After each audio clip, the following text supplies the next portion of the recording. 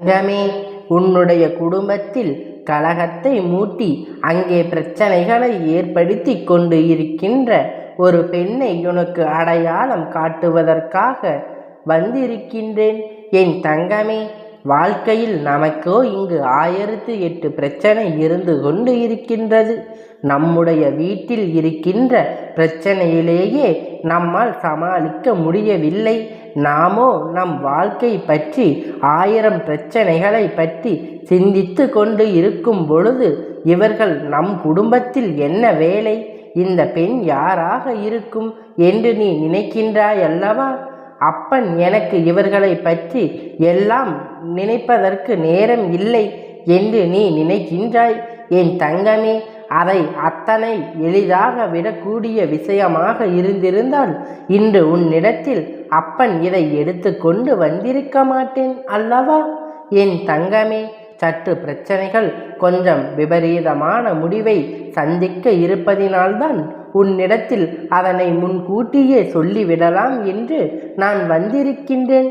என் தங்கமே, குடும்பம் என்பதை கட்டி காப்பாற்று எத்தனை பெரிய கஷ்டமாக விஷயம் என்பது நன்கு தெரிந்த விஷயம்தானே.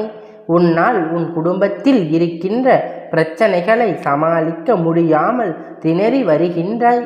ஆனால் இந்த பிரச்சனைகள் எல்லாம் எங்கிருந்து உருவாகின்றது என்பதை நீ இன்னும் கண்டுபிடிக்கவில்லை. ஏதோ தினமும் ஒரு பிரச்சனை, தினமும் ஒரு போராட்டம் என்று வந்து கொண்டு இருக்கிறது மட்டும்தான் உனக்கு உணர்ந்திருக்கின்றாய். தவிர அதற்கெல்லாம் காரணம் யார், இதையெல்லாம் பின்னால் இருந்து செய்து கொண்டிருப்பவர் யார் என்பது உனக்கு இன்னும் தெரியவில்லை. என் தங்கமே, உன்னுடைய வாழ்க்கையில் உன்னை சுற்றி நடக்கின்ற சில விஷயங்களை பற்றி நீ உணராமல் இருந்து கொண்டு இருக்கின்றாய். இதற்கெல்லாம் ஒரே ஒரு காரணம்தான். எல்லோரையுமே நீ நம்பிக்கொண்டு இருப்பது. யார் என்ன செய்தாலும் அதில் அவர்கள் பக்கம் நியாயம் இருப்பது போல நீ உணர்வது. உன்னுடைய குடும்பத்தில் யாராவது மற்றவர்களை பற்றி ஒரு விஷயத்தை சொன்னால் கூட அதை நம்ப மறுப்பது. உனக்கு அதை நம்ப வேண்டும் என்ற எண்ணம் இருக்கின்றது. ஆனால் எங்கே மற்றவர்கள் கெட்டவர்கள் என்று சொல்லுகின்ற விஷயத்தை நம்பிவிட்டால் நம்மால் அந்த பிரச்சனை சீக்கி கொண்டு மீள முடியாமல் நின்று கொள்ள வேண்டி இருக்குமோ என்று எண்ணித்தான் என் பிள்ளை நீ மற்ற பிரச்சனைகளில் தலையிடாமல் இருந்து கொண்டு இருக்கின்றாய். வாழ்க்கையில் நமக்கு இருக்கின்ற கஷ்டங்களை பார்த்து கொண்டு நம் வேலையை பார்த்து கொண்டு இருந்தாலே போதும். மற்றவர்களின் பிரச்சனைகள் ஒருபோதும் தலையிடக்கூடாது என்று நினைக்கின்றாய். அதனால் வருகின்ற பின் விளைவுகளை நம் எந்த நாளும் சந்தித்து கொண்டு இருக்க முடியாது. இதில் வருகின்ற பிரச்சனைகளினால் நம் வாழ்க்கை ஏதேனும் கேடு வந்து விடுமோ என்றுதான் என் பிள்ளை நீ ஒதுக்கி நின்று கொண்டு இருக்கின்றாய்.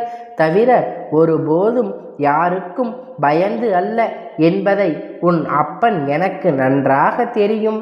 ஆனால் என் தங்கமே, மற்றவர்கள் குடும்பத்தில் பிரச்சனைகள் உருவாக்க வேண்டும் என்று நினைப்பவர்களை அத்தனை எளிதாக விட்டுவிட முடியாது அல்லவா? அவர்கள் உனக்கு மிக நெருக்கமானவர்களாக இருக்கும் பட்சத்தில் நீ அதனை தெரிந்து கொள்ள வேண்டும் அல்லவா? யார் உன் வாழ்க்கையில் என்னவெல்லாம் நடத்த வேண்டும் என்று நினைக்கின்றார்களோ அவற்றை பற்றி சில நல்ல விஷயங்களை, கெட்ட விஷயங்களை நீ நிச்சயமாக தெரிந்து கொண்டுதான் ஆக வேண்டும். ஏதோ வாழ்க்கையில் செய்கின்றது என்றெல்லாம் இருந்துவிடக்கூடாது.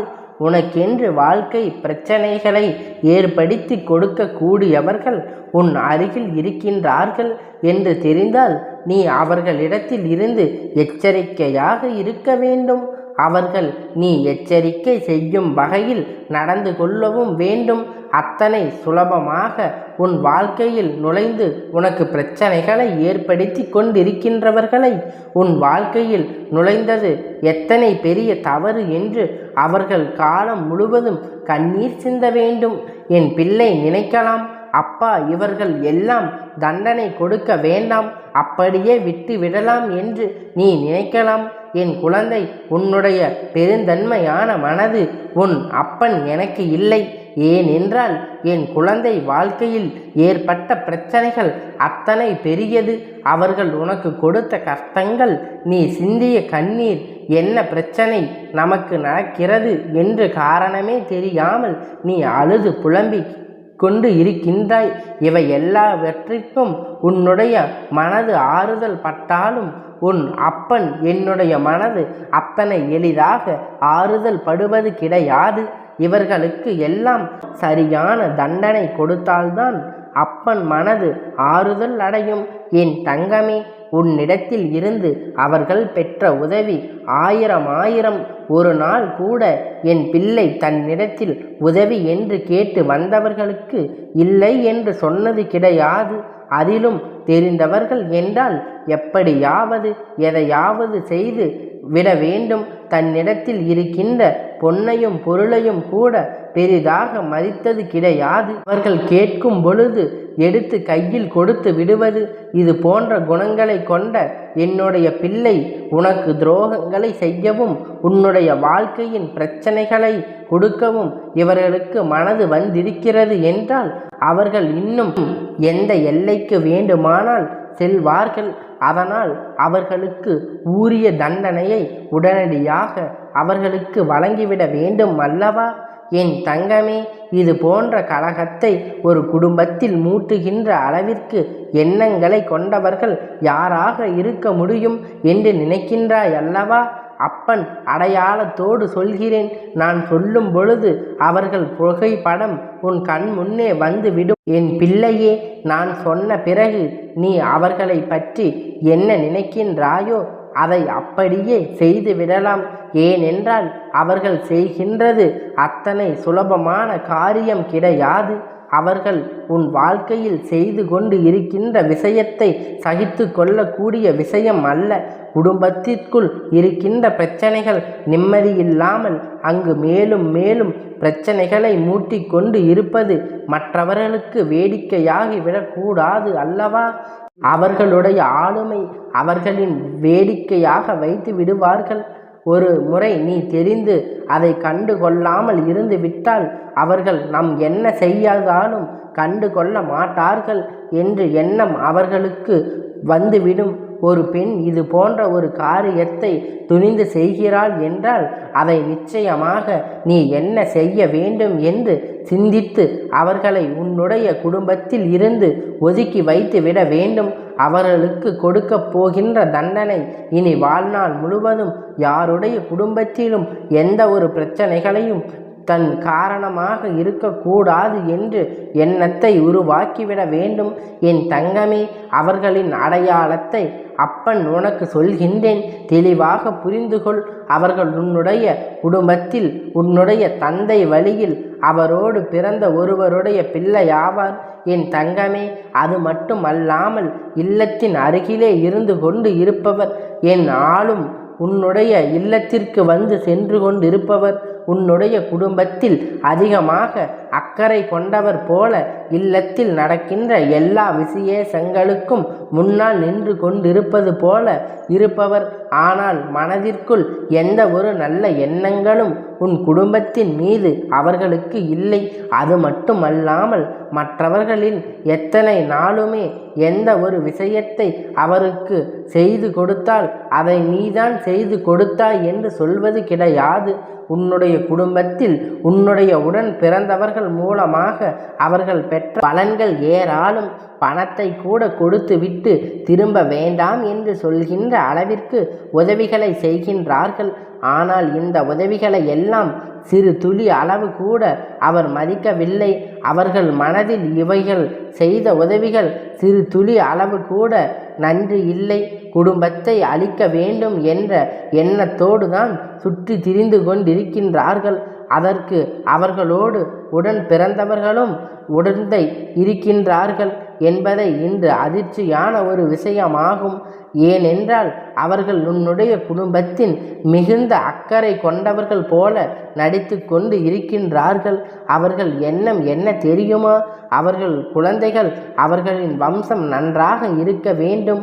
உங்களுடைய குடும்பம் உன்னுடைய குழந்தை குட்டிகள் எல்லாம் நன்றாக இருக்கக்கூடாது. அவர்கள் வாழ்க்கையில் நல்ல நிலையை அடைந்துவிடக்கூடாது.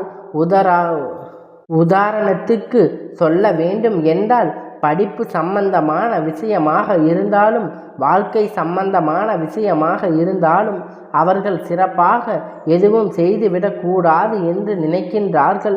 இவர்கள் எண்ணத்தை அப்பன் எப்படி எடுத்துக்கொள்வது என்று நீ எப்பொழுதும் இவர்களுக்கு தண்டனை கொடுப்பது நியாயம்தானே? இவர்களுக்கு மிக பெரிய அடி ஒன்றின் அப்பன் வாழ்க்கையில் கொடுக்கப் போகிறேன் அளவிற்கு அவர்கள் மிக பெரிய இடியாக தலையில் இறங்கப் போகின்றது. என் தங்கமே, நீ வருத்தப்படாதே. இது போன்ற உடன் இருந்து கொண்டு நமக்கு துரோகம் செய்கின்றவர்களே எல்லாம் நான் அப்படியே விட்டு விடுவது கிடையாது.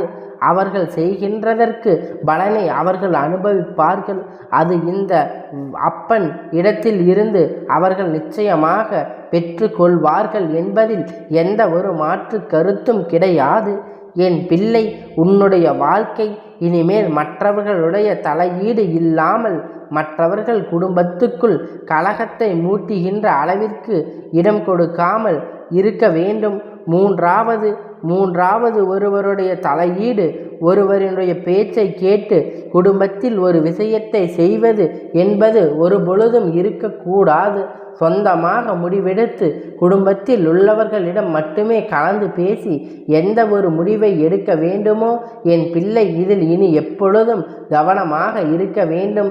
என் செல்ல குழந்தையே, இந்த அப்பனுடைய ஆசீர்வாதம் என்றென்றைக்கும் உனக்கு முழுமையாக கிடைத்து கொண்டே இருக்கும்.